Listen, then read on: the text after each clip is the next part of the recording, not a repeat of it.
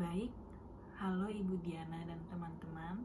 Perkenalkan, nama saya Kezia Rolena Bella Siboya dengan NIM 214450131 dari kelas Hukum Perbankan dan Jaminan D. Pada video ini saya akan menjelaskan mengenai pasar modal. Baik, pada awal mula lahirnya pasar modal ini diperkirakan telah berlangsung sejak tahun 1878 dengan dibentuknya perusahaan Dunlop dan Co. yang bergerak di bidang perantara perdagangan komoditi dan sekuritas. Pasar modal di Indonesia ini berkembang sejak zaman penjajahan Belanda. Jadi di Indonesia ini pengaturan pasar modal ini sudah dimulai pada tahun 1951 melalui lahirnya UU Darurat nomor 13 tahun 1951 tentang bursa. Nah, pada saat ini pasar modal Indonesia itu telah diatur dengan Undang-Undang nomor 8 tahun 1995 tentang pasar modal beserta peraturan pelaksananya. UU pasar modal ini jadinya merupakan ketentuan yang bersifat lex spesialis dari UU PT. Pasar modal ini juga memiliki keterkaitan nih dengan undang-undang lain, misalnya seperti Undang-Undang OJK, Undang-Undang nomor 25 tahun 2007 tentang penanaman modal, terus juga dengan Undang-Undang nomor 19 tahun 2008 tentang surat berharga syariah negara, terus juga dengan Undang-Undang nomor 24 tahun 2002 tentang surat utang negara dan undang-undang terkait lainnya. Nah, tadi kan sempat disinggung mengenai pasar modal ini memiliki keterkaitan dengan undang-undang lain, misalnya kayak Undang-Undang OJK. Jadi OJK itu apa sih? Jadi OJK ini merupakan lembaga yang mempunyai fungsi sebagai regulator dan pengawas terhadap pasar modal di Indonesia. Jadi OJK ini menerbitkan peraturan tertentu yang terkait dengan pasar modal. Lalu di luar POJK atau peraturan OJK terdapat juga peraturan lain yang diterbitkan oleh Self Regulatory Organization atau SRO, yaitu meliputi Bursa Efek Indonesia atau BEI, terus juga ada Kustodian Sentral Efek Indonesia atau KSEI, dan juga dengan Clearing Penjaminan Efek Indonesia atau KPEI. Nah, Bursa Efek Indonesia atau BEI ini menerbitkan peraturan mengenai pencatatan, perdagangan, dan keanggotaan bursa efek. Sedangkan KSEI ini atau Kustodian Sentral Efek Indonesia ini menerbitkan peraturan dalam bidang kustodian. Dan juga KPEI ini menerbitkan peraturan yang berkaitan dengan penjaminan. Dalam pasal 1 angka 13 Undang-Undang nomor 8 tahun 1995 tentang pasar modal yang mendefinisikan bahwa pasar modal ini sebagai kegiatan yang dilakukan melalui perdagangan efek, terus juga termasuk perusahaan dalam menerbitkan efek atau sahamnya dan lembaga lainnya yang terkait dengan saham. Nah, jadi pasar modal ini dibedakan atas dua. Yang pertama itu pasar modal yang memfokuskan pada dokumen kayak saham, obligasi yang dilakukannya itu di transaksinya itu di bursa efek. Sedangkan yang kedua ini pasar uang ini memfokuskan pada dokumen seperti misalnya kayak sertifikat, terus transaksinya ini melalui telekomunikasi. Jadi pasar modal dan pasar uang ini merupakan bagian dari pasar keuangan atau financial market.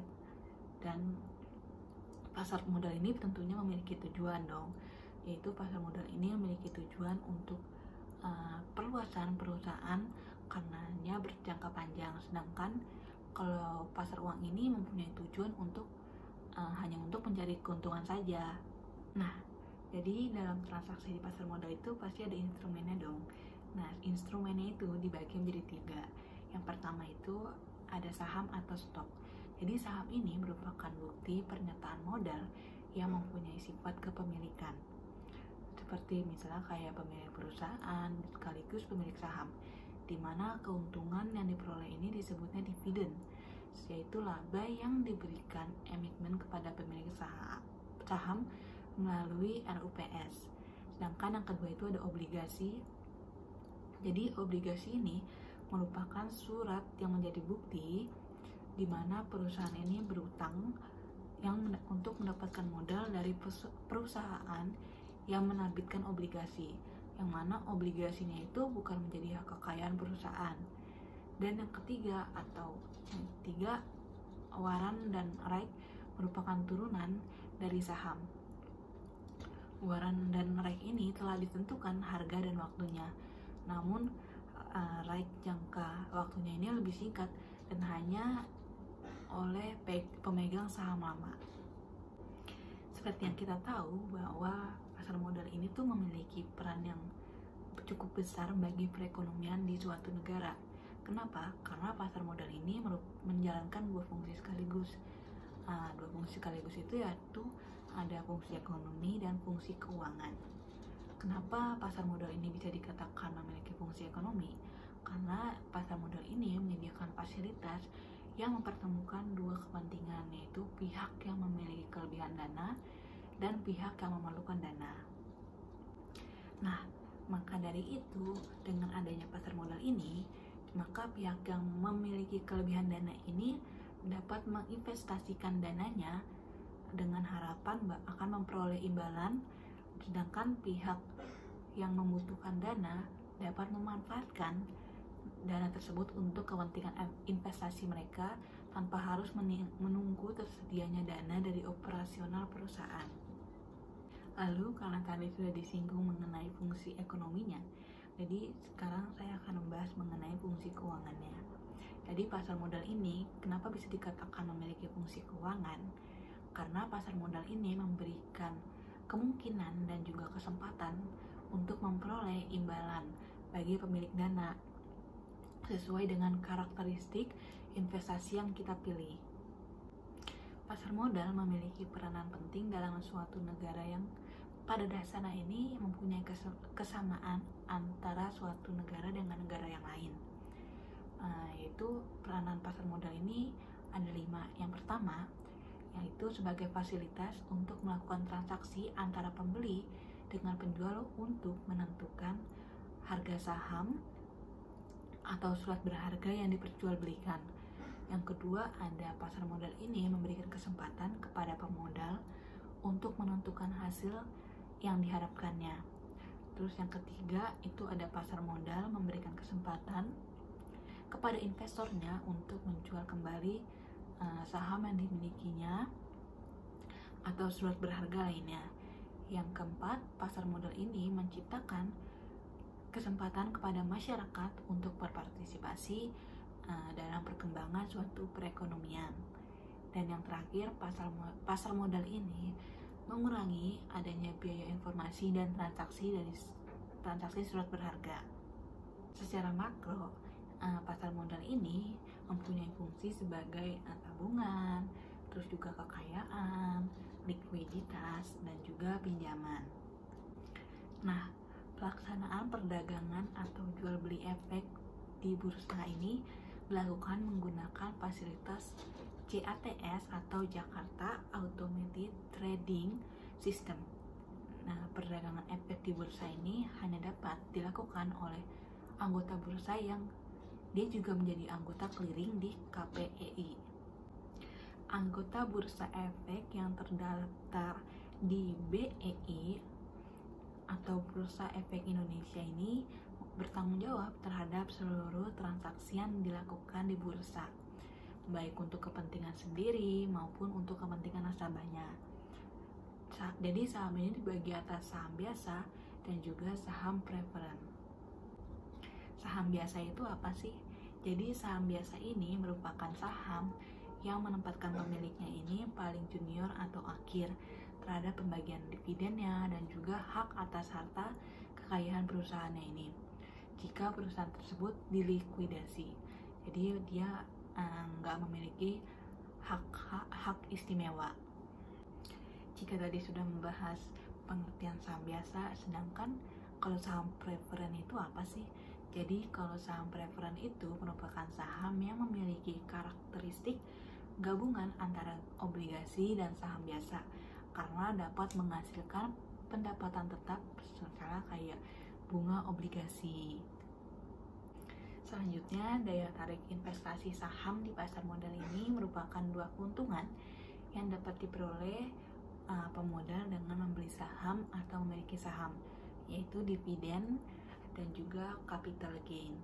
Jadi saham ini memiliki karakteristik sebagai surat berharga yang memberikan peluang keuntungan tinggi, namun juga memiliki dan berpotensi resiko yang tinggi. Seperti yang sudah dijelaskan tadi, bahwa pasar modal ini mempunyai peran yang cukup penting dan cukup besar dalam perekonomian suatu negara karena memberikan akses kepada perusahaan untuk mendapatkan modal tambahan yang diperlukan untuk tumbuh dan berkembangnya suatu perusahaan tersebut. Terus juga ini juga memberikan peluang kepada investor untuk menginvestasikan uang mereka dan mendapatkan pengembalian dari investasi tersebut. Jadi pasar modal ini sering diatur nih oleh Badan Pengawas Keuangan dan memiliki aturan yang ketat untuk memastikan adanya transparansi dan integritas pasar. Pasar modal ini juga mempunyai peran penting dalam alokasi sumber daya ekonomi, terus juga pertumbuhan perusahaan dan kebijakan moneter. Jadi investasi dalam pasar modal ini melibatkan yang pasti itu resiko, dan individu atau lembaga yang berpartisipasi ini harus mengetahui dan memahami juga resiko yang akan terjadi tersebut, kemungkinan resiko yang akan terjadi tersebut sebelum mereka berinvestasi. Kita kan tahu nih bahwa pasar modal ini tuh sangat penting dalam konteks ekonomi dan keuangan. Tapi tetap juga kita perlu ingat bahwa pasti investasi itu selalu melibatkan resiko, dan kerugian itu bisa terjadi kapan aja. Jadi akan selalu ada resiko yang terkait dengan investasi di pasar modal. Jika kita membicarakan mengenai resiko, pasti di dalam resiko itu pasti akan ada resiko kerugian. Jadi kalau misalkan kita mengalami kerugian terus-menerus nih di pasar modal, ini mungkin beberapa hal yang bisa kita lakukan, yaitu pertama tentu saja kita harus mengevaluasi strategi kita. Jadi kita mesti mempertimbangkan kembali nih strategi investasi kita. Misalnya bisa aja kita merubah cara kita memilih, terus cara mengelola investasi kita. Terus yang kedua itu ada diversifikasi. Jadi kita mesti mastiin bahwa portofolio investasi kita ini cukup terdiversifikasi. Jadi dengan adanya diversifikasi ini, itu adalah kunci untuk mengurangi resiko dalam investasi. Jadi dengan menyebarkan investasi kita di berbagai jenis aset dan sektor, jadi kita juga dapat mengurangi exposure terhadap risiko tertentu. Selanjutnya ada batasi risiko. Jadi kita mesti atur nih batasan-batasan risiko yang sesuai dengan profil risiko kita. Ini kita bisa menentukan sejauh mana kita bersedia nih, kita rugi berapa sebelum kita menjual aset. Terus juga tentu saja harus ada perencanaan keuangan. Jadi kita mesti punya nih perencanaan keuangan yang jelas, dan tujuan investasinya itu tujuan investasi yang terdefinisi dengan baik. Jadi kita mesti netapin tujuan investasi ini yang cukup spesifik, terus juga jangka panjang. Jadi itu dapat membuat kita dan membantu kita itu untuk keputusan investasi yang lebih fokus gitu. Selanjutnya yaitu ada sabar dan disiplin. Kenapa? Karena pasar modal ini akan ada periode ketika kerugian ini mungkin bisa nggak dapat kita hindari nih. Jadi penting untuk kita untuk memiliki kesabaran, terus juga disiplin dalam menghadapi perubahan pasar. Jadi nggak selalu mengambil keputusan berdasarkan emosi kita. Baik, sekian materi yang dapat saya sampaikan mengenai pasar modal.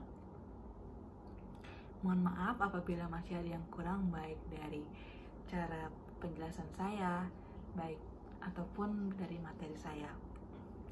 Sekian yang dapat saya sampaikan. Terima kasih.